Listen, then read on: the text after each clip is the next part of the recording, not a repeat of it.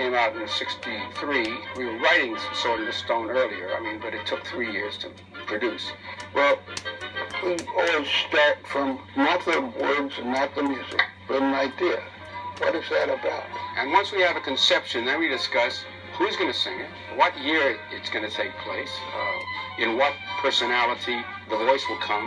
All these various everything that goes into it. Ingredients are discussed long before any melodies or lyrics.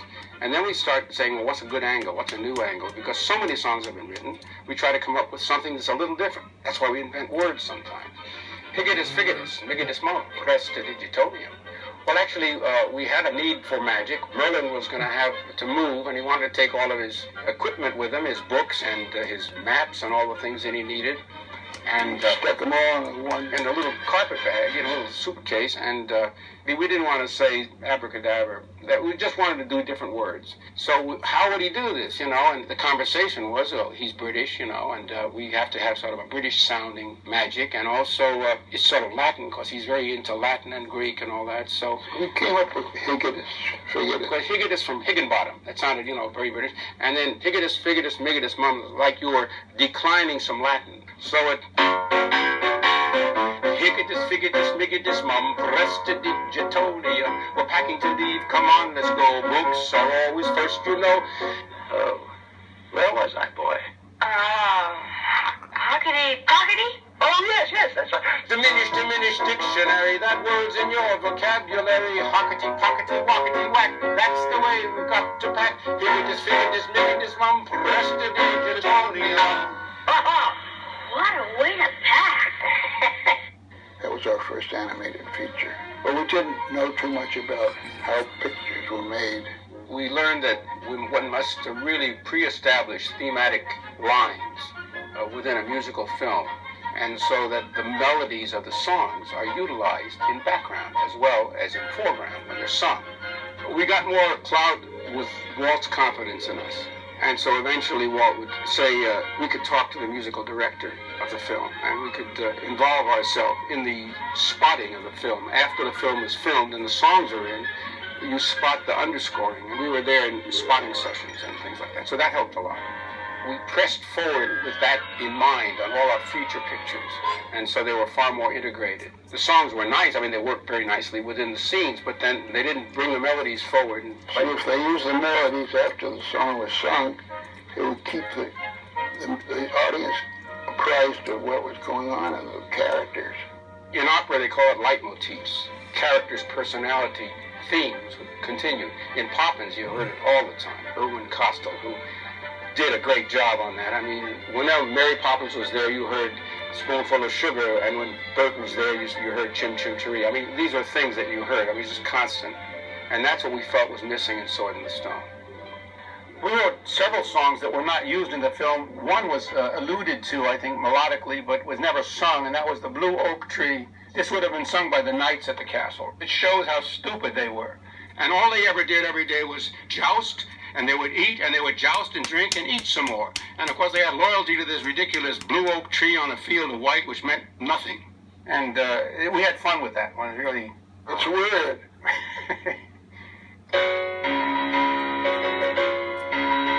To the blue oak tree on a field of white, we pledge our loyalty forever. The white stands for right, purity and might, and the blue stands for truth, yea, verily forsooth. So we drink our toast to the banner we love most, may it proudly wave on high. We will sing all night and all day, we will fight for the blue oak tree on a field of white, for the blue oak tree on a field of white.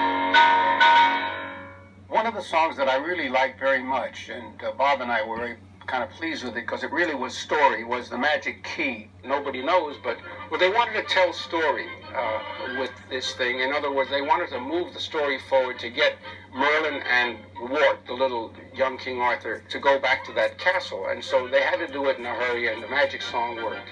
But originally we had in The Sword and the Stone, we really wanted to emphasize the fact that the brains, the intelligence that Merlin was trying to imbue with the wart, with the future king, was the key to the entire picture. Unfortunately, we didn't get a chance to express it musically, but that was one of the things we really wanted to do with the magic key. It was saying a noggin full of knowledge is the magic key that nobody knows, but we do, don't we? We do. With a hey dum dairy and a dairy. Let me see. With a hey dum dairy and a dairy. Okay, I haven't played this in 40 years. Let's try one more time.